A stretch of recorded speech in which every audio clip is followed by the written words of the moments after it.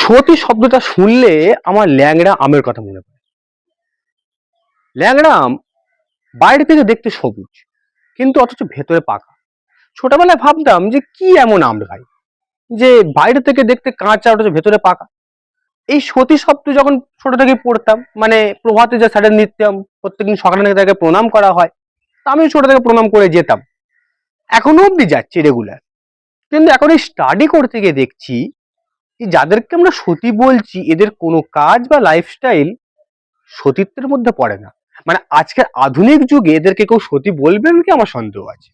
যারা নাস্তিকবাদী বিষয়ে তাদের কথা আলাদা, কিন্তু এরা কি আসলে সতী?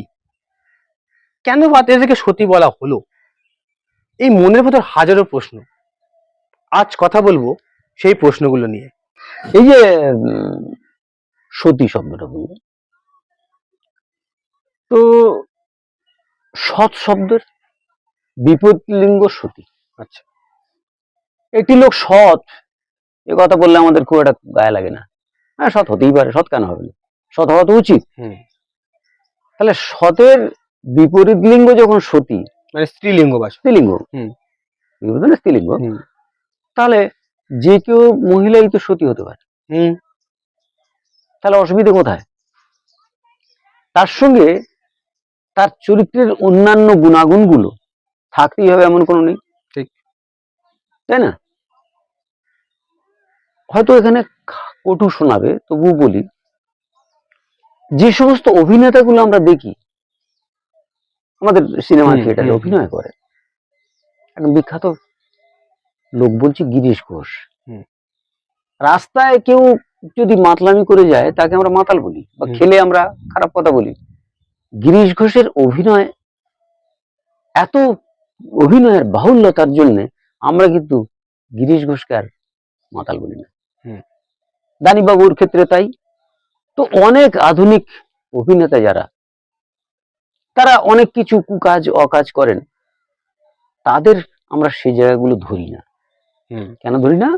না, তার সারা জীবনের মধ্যে বিশেষভাবে জড়িয়ে আছে কোন জায়গাটা? অভিনয়।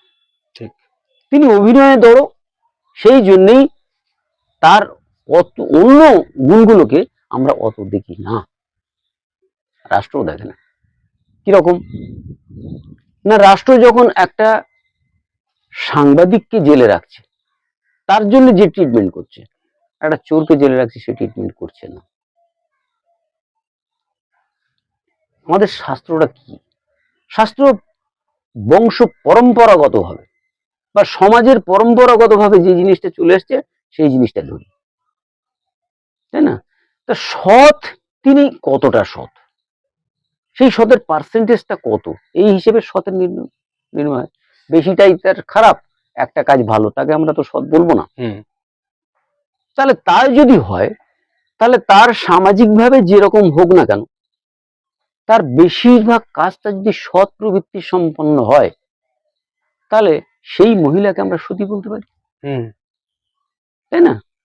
তাহলে তার চরিত্র দোষ দিয়ে আমরা যে বলি, এই চারিত্রিক ব্যাপারটা কি হয়? আমাকে একজন বলেছিলেন যে সৎ কে না, যে অসৎ হওয়ার সুযোগ পায়নি। কথাটা খুব ভালো করে অনুধাবন যোগ্য। অসৎ হওয়ার সুযোগ পায়নি। তুমি সারা জীবনে চুরির সুযোগ পেলে না, তুমি বড় সৎ হয়ে গেলে, তা তো নয়। ঠিক, যেটা বঙ্কিমচন্দ্রের কমলাকান্তের দপ্তরে আমরা পাই, 3 দিন না খেয়ে যদি কোনো জজ সাহেবের মনে হয় যে খাদ্য চুরি করব না, বিড়াল প্রবন্ধ বলে গিয়েছেন ভালো করে। তো ঠিক সেই এখানেও ব্যাপারটা তাই হচ্ছে। সমাজে আজকের কি হচ্ছে? ধর্ষিতা নারীদের প্রতি উপেক্ষা করে তাদের সমাজচ্যুত করা হচ্ছে। সত্যি কি সে দোষী? ভাবা হচ্ছে না, বিচারও হচ্ছে না। যে তাকে এইসব করলো, সেই লোকটাই তো দোষী। তার সঙ্গে সঙ্গে এই মেয়েটা কেন শাস্তি পাবে? সেটা তো করা উচিত নয়। ঠিক সেরকম কোন পরিপ্রেক্ষিতে এই ঘটনাগুলো ঘটেছিল?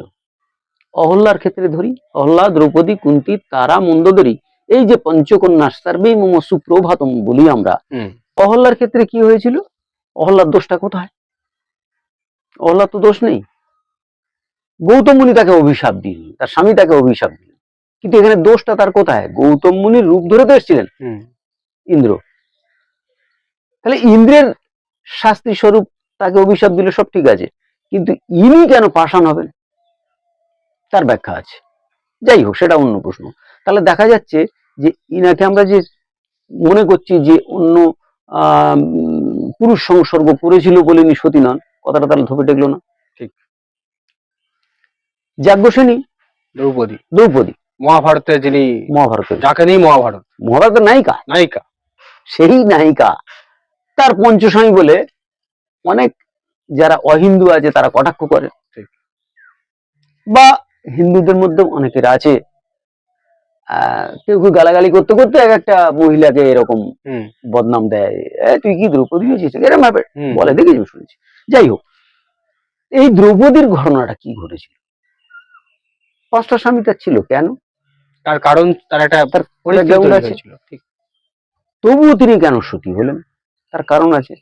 তিনি অর্জুনকেই পতি বলে মানতেন, আর কাউকে নয়। অহল্যা, দ্রৌপদী, কুন্তির ক্ষেত্রে কি হয়েছিল? তখনকার দিনের যে সমাজ ব্যবস্থা, সেই সমাজ ব্যবস্থায় কোনো অতিথি, মানে খুব উচ্চ স্তরের অতিথি যদি আসতেন, তাহলে বাড়ির কোনো মহিলা, উপযুক্ত মহিলা তার সেবা শুশ্রূষা করত, এবং তাকে ভোগ করারও রাইট তার ছিল। তখনকার দিনের সমাজ ব্যবস্থাই এরকম ছিল। তো সেই জন্য ঋষি যখন এলেন, তার সেবা শুশ্রূষার দায়িত্ব দেয়া হয়েছিল কুন্তির উপরে, কালীন অবস্থা অর্থাৎ কুমারী অবস্থায়, এবং তার জন্য যে সন্তানগুলো হলো, ঠিক আছে। তাহলে তার যে দোষ শুধু নয়, সমাজের দোষ এটা। এখন মুশকিল হচ্ছে কি, যে আইন ব্যবস্থা তার দোষ। আজকের সমাজ ব্যবস্থায় কি হয়েছে, সমাজ আমাদের অনেক কিছু করতে বাধ্য করছে। রাষ্ট্র ইচ্ছা করে করে দোষ চাপাচ্ছে সেই ব্যক্তি বিশেষের উপরে অথবা গোষ্ঠীর উপরে, জনগণের উপরে। যেমন ইংরেজ আমলে ছিল সবার মানেই চোর, সবার জাতিকে চোর আখ্যা দেওয়া হয়েছিল, সবার জাতিকে কোনো স্থান দেওয়া হচ্ছিল না। কিন্তু প্রত্যেক সবর তো চোর নয়।